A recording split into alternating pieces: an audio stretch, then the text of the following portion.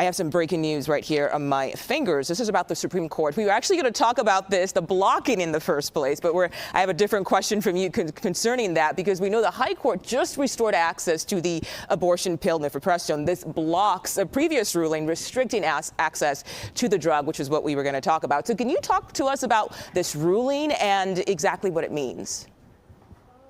Yes, so this is very significant. There's been a lot of back and forth since last Friday, but essentially what the Supreme Court decision does is it puts a temporary hold on a ruling that was made last Friday by the Fifth Circuit that restricted nationwide women's access to getting Mifepristone via telehealth appointments and via mail. So really curbing one of the key abortion drug medications.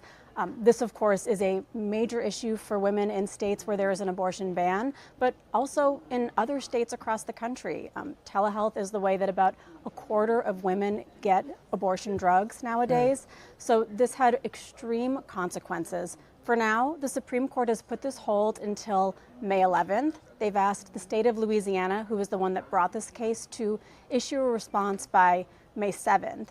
And Louisiana brought this case, just to explain a little bit, saying that they're being harmed as a state because there's a near total abortion ban in Louisiana, but they say that women there are still able to obtain these drugs via telehealth appointments, via mail. However, this case that they're bringing now has a nationwide impact that for now has been stopped by the Supreme Court.